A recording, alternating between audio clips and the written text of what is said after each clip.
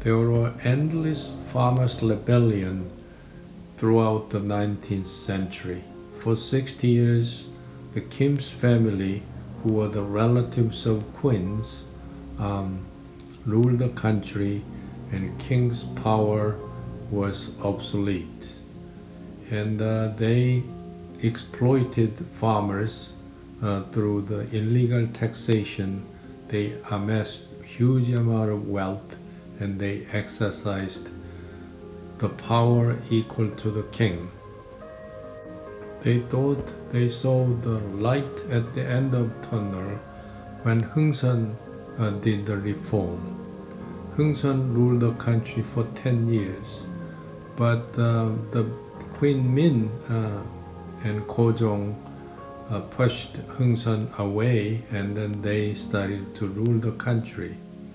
And the Min's corruption was worse than the Kim family's exploitation.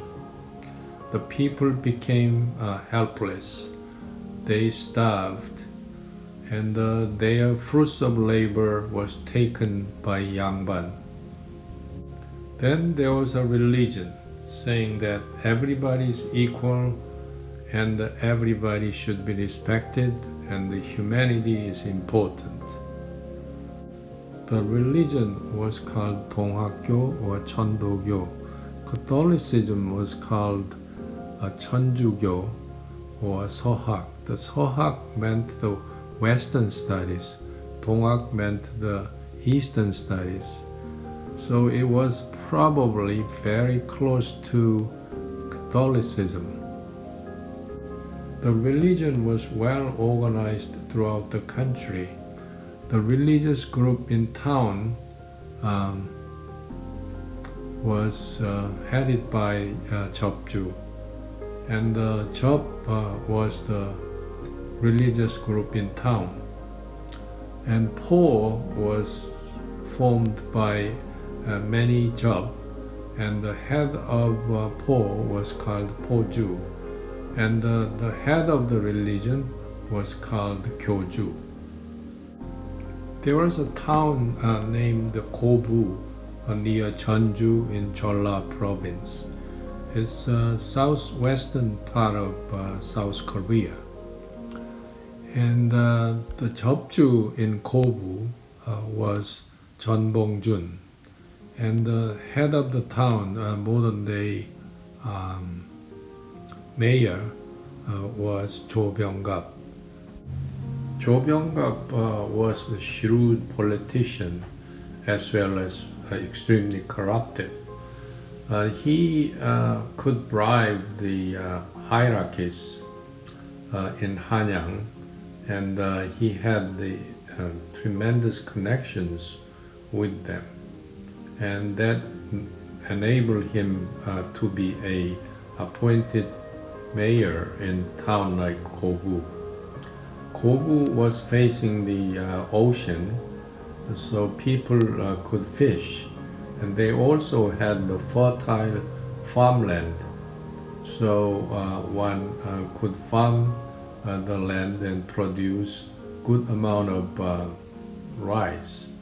So Jo Byung-gap could have collected a lot of illegal taxes, and he could accumulate his wealth, and also he could bribe the hierarchies in Hanyang. Jeonbongjun was well educated about the equality, justice, and freedom. Through his religion, he was the head of the Donghak followers in Kobu, and he was the Jeopju in Kobu. And Jo Byung-gap was the most corrupted politician in Joseon at the time. Apparently, they could not sleep together in the same town. Finally, Jeonbongjun decided to revolt against Jo Byung-gap in January 11, 1894. A large number of farmers joined Jeonbongjun. Jeonbongjun organized them into a Donghak army and they never trained to fight, but they were better than government troops, and they are winning in every battles. Donghak troops marched into Jeonju, and Jeonju surrendered, and it was the huge concern for the Joseon government. They were threatened.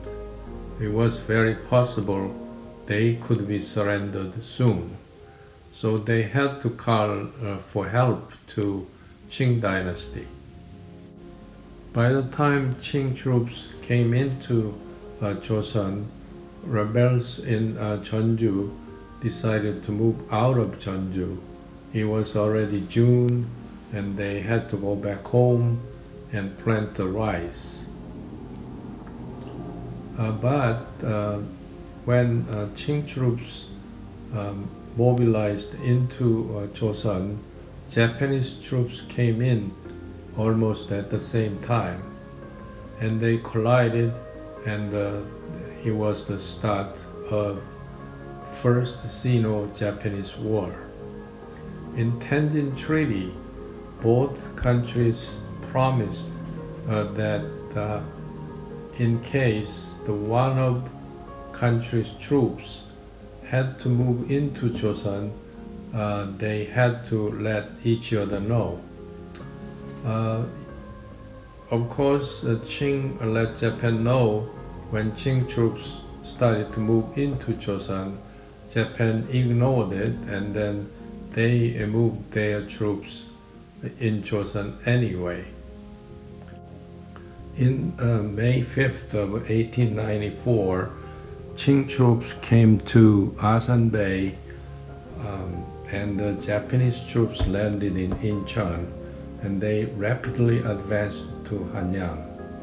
Immediately after they arrived in the palace, Japanese asked King Gojong and Queen Min that they needed to the reform, and also they told them they need to cut off the relationship with Qing, because the very relationship caused all this trouble. King Gojong refused it because Qing troops did rescue them twice in the past, and they are already in the country. But Japanese troops marched into the palace anyway, and they arrested the king and queen, and they put them into house arrest. And then Japanese brought Hungsun back, and they put him as the figurehead of the cabinet, which was formed by the pro-Japanese progressives. 2 days later, the king's battleship appeared in around Asan Bay in Yellow Sea in Korea, and the Japanese battleship destroyed it. And so the First Sino-Japanese War began. Japanese troops asked Gojong to provide the logistics and the manpower and some of the money for the war against the Qing dynasty. That was bad enough, but the Qing troops also took people's possessions, domestic animals, and grains. The people had to provide labors to Qing troops too. And the whole country was devastated during the war between Japan and Qing. There was no interest for Joseon herself, and it is all about who is going to take Joseon for themselves. During summer of 1894, Japanese and Chinese were still fighting. In the meantime, the rebels occupied the southwestern part of Korea. And then they established a kind of government for themselves, and the capital city was Jeonju, and they put up the government offices throughout the towns in Jeolla province, and it was called Jipgangso. And the head of Jipgangso was the Jeopju, the head of Donghak in that town. And then they began reform, and the important points of reforms were to accept Donghak religion, free all slaves, legalize remarriage, and the landlord must give up their land to peasants. Ironically, another reform was going on in the central government in Hanyang. The content of reform was quite similar, but the difference is the central government reform was dictated and supervised by Japanese, and the one in the south was by its own people. Because Joseon government was under control of Japanese, Qing troops stationed in Hanyang were expelled very easily. So it marked the end of Qing's dominance in Joseon, and Japanese troops went to the south to meet the Qing troops who came in through Asan Bay, and they fought at Songwan in Chungcheong province near Asan Bay, and Qing troops lost badly. Obviously, Japanese troops had better weapons and better trained, and Qing troops retreated to Pyongyang. There, the Beijing government reinforced about 14,000 troops to Pyongyang. Even then, Japanese swept through Pyongyang with very little casualties, but Qing troops suffered from the large number of casualties, and they finally tried to defend outside of Yalu River. Then Beijing government sent the troops on Beiyang fleets. The Beiyang fleets were the best fleets that the Qing dynasty had at the time, but that was destroyed badly at the mouth of Yalu River.